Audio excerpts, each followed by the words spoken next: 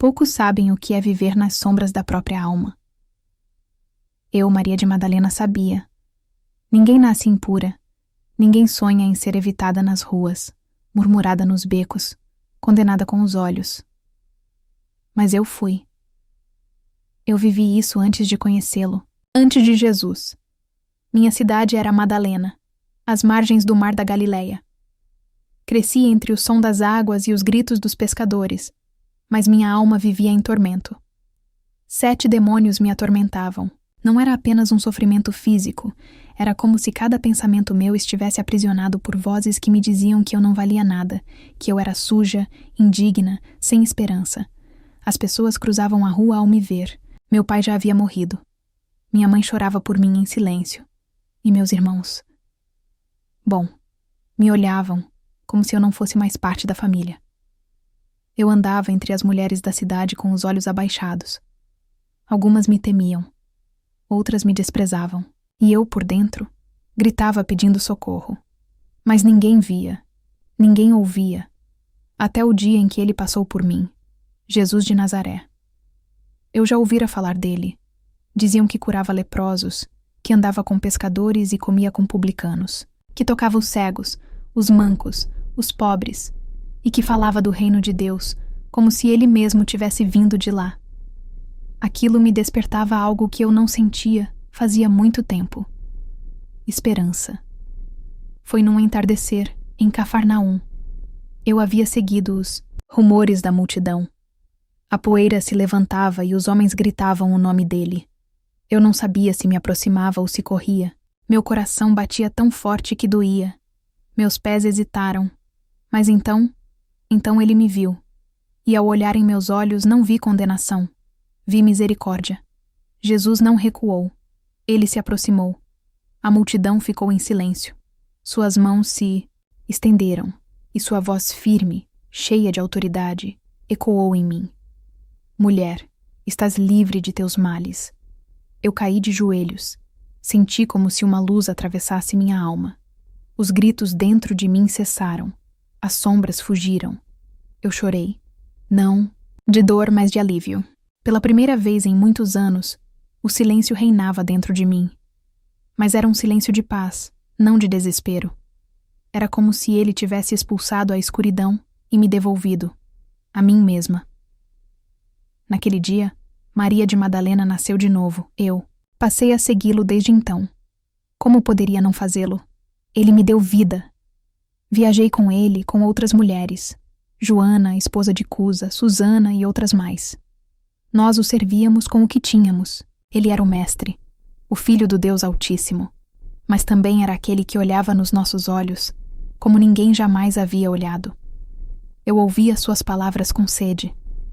Ele falava de um reino onde os últimos seriam os primeiros, onde os mansos herdariam a terra, onde os puros veriam a Deus. E dizia isso não dos púlpitos das sinagogas, mas nos campos, nas montanhas, nos barcos. Ele tocava os corações, não com varas, mas com compaixão. E cada dia que passava, eu o amava mais, mas nem todos o amavam. Os fariseus murmuravam, os saduceus o observavam com desconfiança, e a tensão crescia. Ainda assim, ele não temia. Jesus continuava curando, perdoando, ensinando, e eu o seguia, sempre um passo atrás, mas com o coração em chamas. Mal sabia eu que a estrada que começava em Madalena me levaria até o Gólgota. Eu vi quando tudo mudou. Os sorrisos se tornaram silêncio. Os passos firmes se tornaram passos cautelosos. O mestre já não caminhava entre multidões como antes. Em vez disso, falava com os discípulos sobre sofrimento, rejeição, morte. Pedro protestava, mas Jesus insistia. O Filho do Homem seria entregue, morto, e ressuscitaria ao terceiro. Um dia era difícil aceitar aquilo. Como aceitar a morte daquele que me havia devolvido a vida? Como imaginar as mãos que haviam me curado sendo presas por soldados? Mas tudo começou a se cumprir, e muito mais rápido do que eu esperava. Estávamos em Jerusalém. A cidade estava inquieta. Era a época da Páscoa, e peregrinos vinham de todas as partes. Mas por trás da movimentação havia tensão. Sacerdotes e anciãos tramavam nas sombras. E então, de uma maneira que nos partiu o coração, um dos nossos, Judas Iscariotes, entregou o mestre por 30 moedas de prata. Naquela noite, no jardim do Getsêmani, tudo desabou. Eu não estava entre os 12, mas ouvi o que fizeram com ele, beijado como um amigo e levado como um criminoso. Pedro tentou lutar, mas logo fugiu. Os discípulos se dispersaram como ovelhas sem pastor. Jesus foi arrastado para o sinédrio, julgado às pressas, falsamente acusado, e depois levado a Pilatos. Eu e outras mulheres seguimos de longe. Não conseguíamos ficar sem notícias. De longe, vi quando o apresentaram ao povo.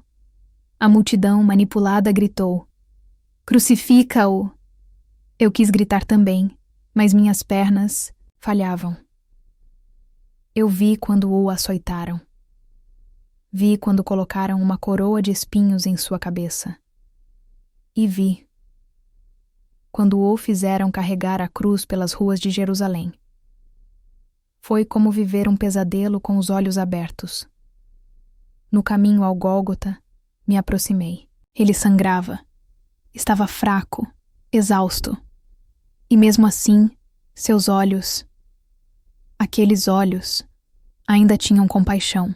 Quando nossas lágrimas se encontraram com o olhar dele, senti que ele carregava não apenas a cruz, mas também nossas dores, nossa vergonha, nossos pecados. No monte chamado Caveira, fincaram a cruz, pregaram suas mãos, seus pés, o levantaram entre o céu e a terra, como um sinal de escárnio. Soldados zombavam, sacerdotes riam, alguns choravam.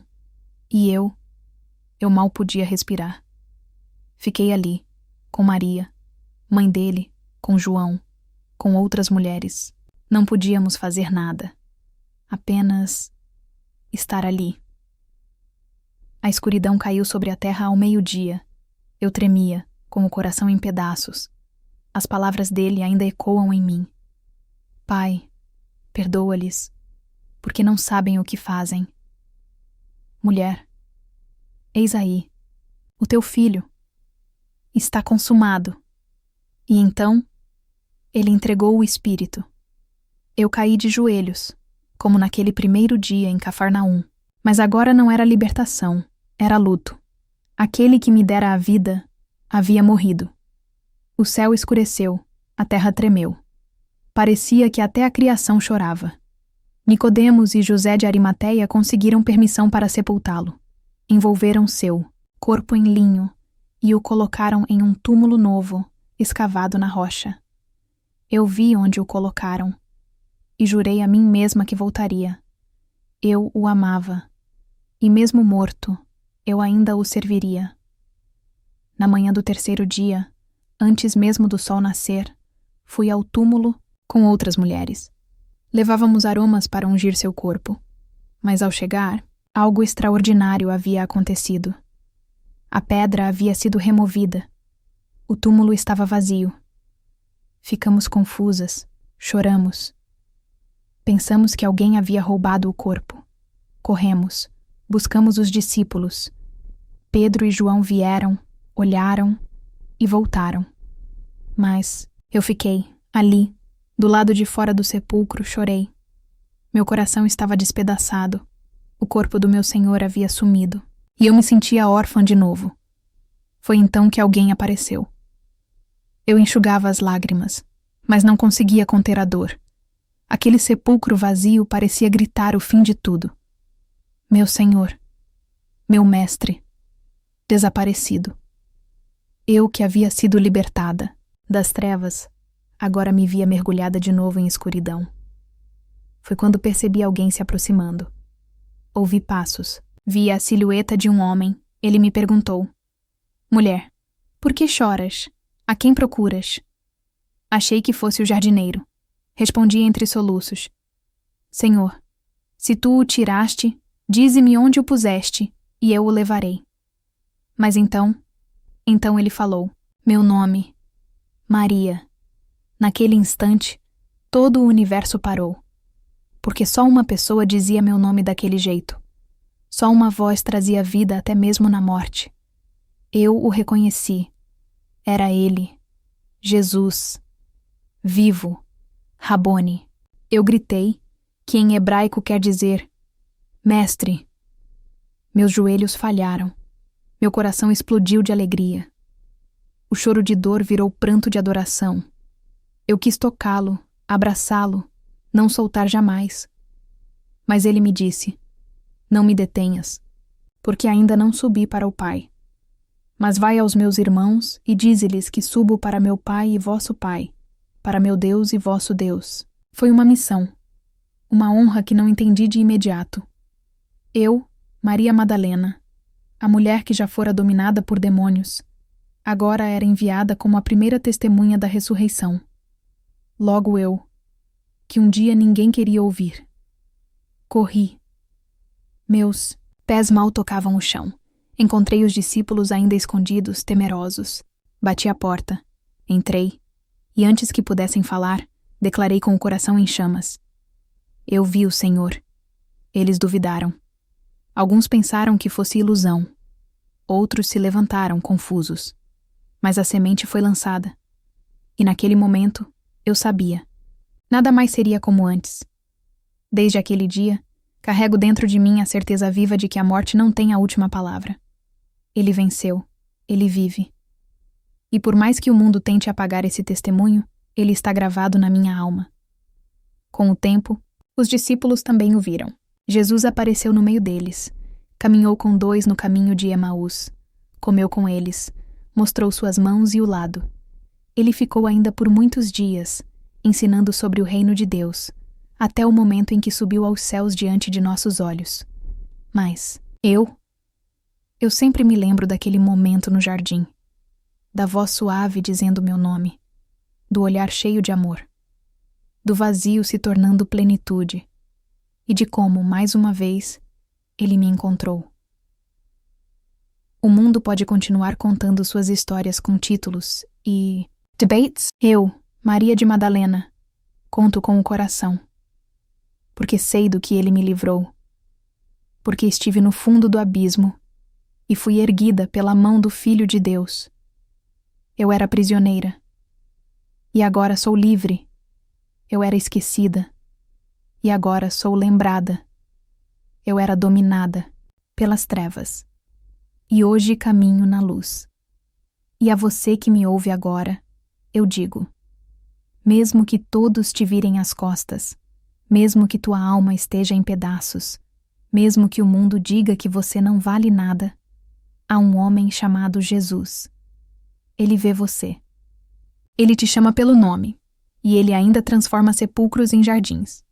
Eu sou Maria Madalena, e eu vi o Senhor. Se essa história tocou o seu coração, deixe um amém nos comentários e compartilhe com alguém que precisa lembrar que sempre há esperança em Jesus. Inscreva-se no canal para ouvir mais testemunhos inspiradores como o de Maria Madalena.